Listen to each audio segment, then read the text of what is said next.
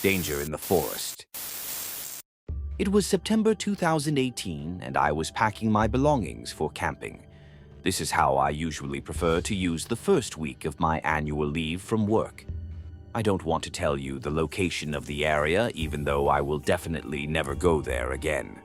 I usually go camping alone. I never use my phone. I just keep it with me in case there is an emergency, and I'm lucky enough to get a signal.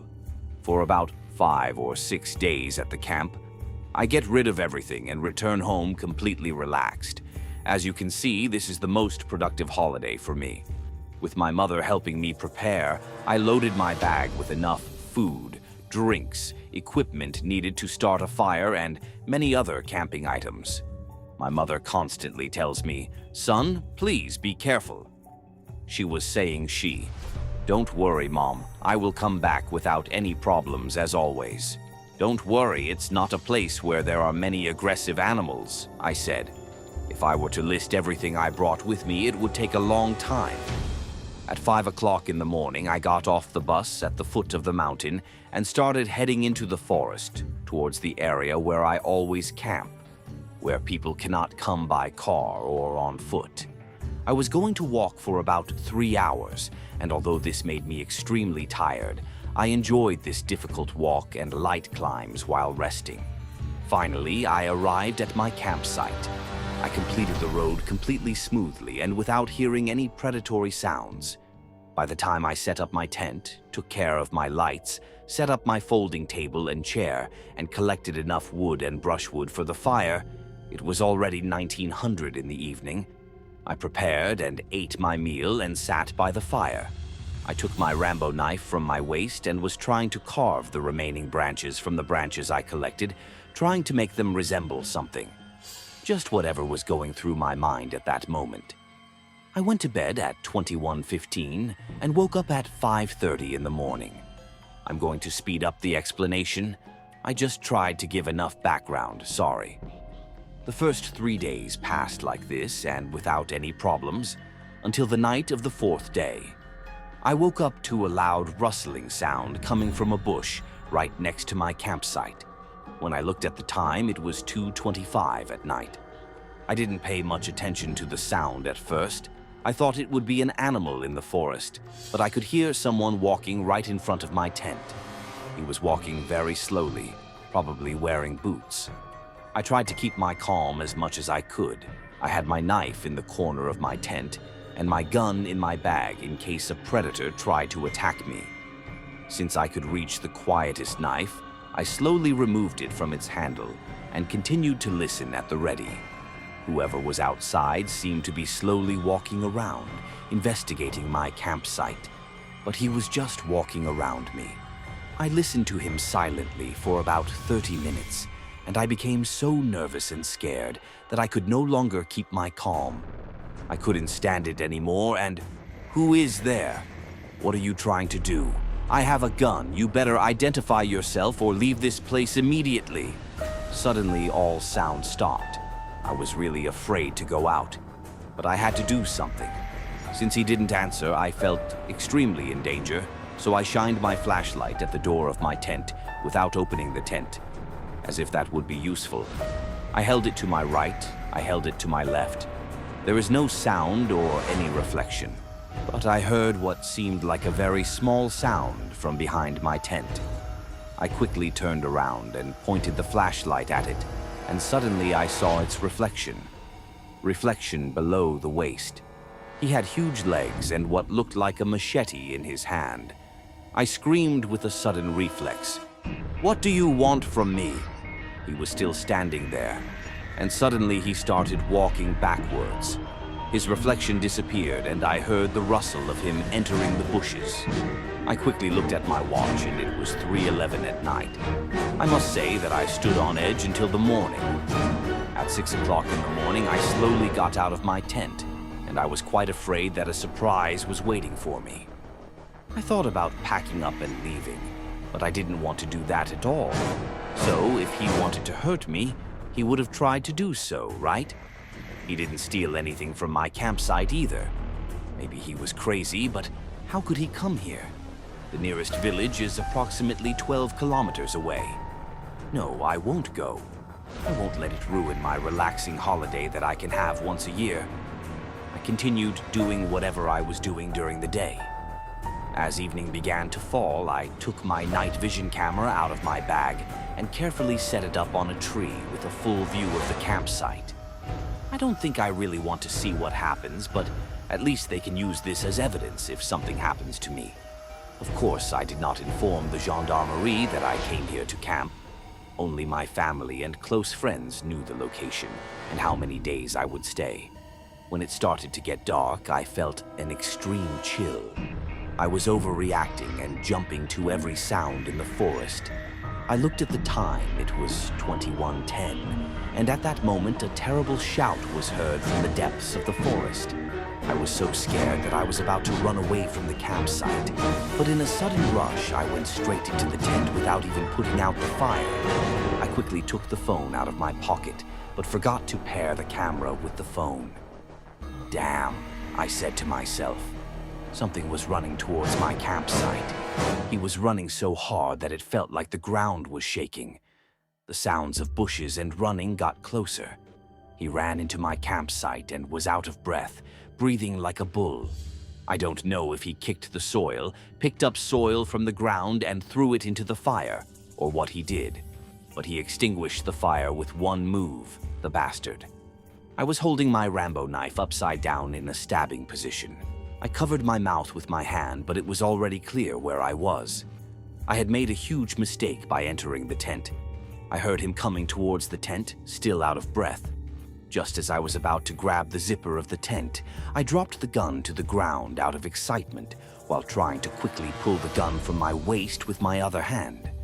It was obvious that the thing falling to the ground was a gun because of the sound it made, and he immediately threw himself towards the right of the tent. I screamed in fear and quickly grabbed the gun. There was no sound. He obviously stood where he was, so I wouldn't notice him. "Who the fuck are you? What do you want from me?" There was no sound.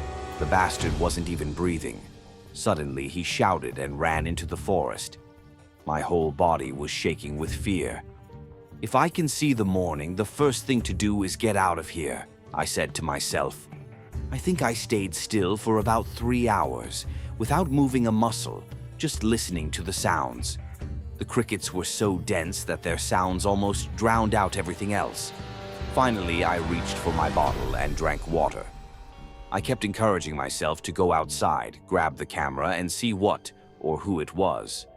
But I was too afraid to move. When I looked at the time, it was 4:01 at night. I had been motionless for so long that I was tingling everywhere and still shaking with fear. It was still pitch dark outside, but I hadn't heard a peep in hours. I slowly unzipped the tent, looked outside as much as I could, and quickly walked towards the tree. I was proceeding by heart. I literally didn't see shit. I reached out to the tree but couldn't find it. During this time, a foul smell came to my nose, but I didn't care. I held on tightly to the tree, stretched my hand to the branch with a bigger move, and heard the sound of the camera falling to the ground. Since night vision was on, I immediately saw it from the light the camera gave to the screen and picked it up. As soon as I picked it up, I heard a crunching sound right in front of me, and I turned around and started running towards the tent. With a quick reflex, I pointed the camera at the tent, and he was in front of the tent, right in front of you. He tightened the machete in his hand and was waiting for me to come there. I quickly started running to the right into the forest. I couldn't see what was ahead of me. I was running with my knees pulled up so that I wouldn't trip. I hear another very fast running sound behind me. God damn it, I'm being chased. Suddenly, I turned left and started running. I was constantly tripping over trees and bushes. The dishonorable guy was still coming after me. I tripped and fell to the ground. The camera was still in my hand. I quickly rolled myself towards the bush next to me and got into it. I pointed my camera towards the direction where the sound of running came from. I saw him. I looked at him for about 3 seconds and turned off my camera again. The hunk is dressed entirely in black. He was wearing a tattered t-shirt, equally torn trousers underneath, and boots on his feet. It was filthy. It smelled so bad that as soon as it approached, I smelled all its disgusting smell. His face was covered in scratches, and he had neither hair nor beard. His eyes looked like they were about to pop out of their sockets. It looked as if his skin had been burned. The machete in his hand was covered in dried blood. She stood right next to me and shouted loudly. She looked around for about 15 minutes. Meanwhile, I was covering my mouth with my hand and trying not to breathe.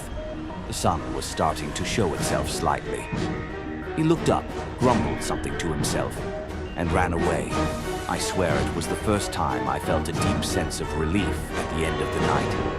I guess he doesn't like to be around during the day. After he left, I waited where I was for about 30 minutes. Even with the help of my compass, it took me 1.5 hours to find the camp. I found it by following the crushed grass on the ground. I quickly gathered my belongings and set off. I was trying to turn off my phone and report it to the gendarmerie as soon as possible. I went downstairs, looking around carefully. I was aching everywhere. My phone finally started recording as I got closer to the road. I reported the incident, and they went to the road connecting to the pathway as quickly as possible. I explained the records and the incident to them in detail. The gendarmerie who questioned me. "Brother, you need to inform us when you go to camp. What if something happened to you? If you had informed us, we would have started looking for you if we couldn't reach you after the day you specified. Brother, you are so right, but thank God I have nothing. 3 other people like you came to camp in this area in the past months, but we could not reach the men. We haven't even found him dead or alive yet. Don't you watch any news?" They transferred the recordings I took to their own devices. They informed my family, and about 2 hours later, they took me home. Thank you. My family was really scared. I showed them the footage and explained the incident while watching. One of the aspects of the incident that will scare you the most is this. We saw the camera footage while watching it with my family. Yes, them. Because there were 2 of them, and one of them was always near my tent, even when I was leaving there. He was standing right on my neck. The other one shows him walking under the tree where the camera is. You remember, I dropped the camera on the ground while taking it. When I picked it up from the ground, it entered the frame, and the stinking smell and crackling sound I heard came from this bastard. The luckiest part was that just as he was about to hit my head with the machete in his hand, I quickly ran away because of the crackling sound it made. After watching the footage, I started shaking again and crying out of anger. If you're wondering about me, let me tell you. I am completely worn out psychologically. I only have minor abrasions, not serious ones, and I will not go camping in that area again for the rest of my life. In fact, I do not plan to go camping for a very long time, especially never alone. Nearly 4 months have passed, but they still haven't found any trace of them. While you are at camp, listen carefully to the sounds around you and make sure you are ready for any situation.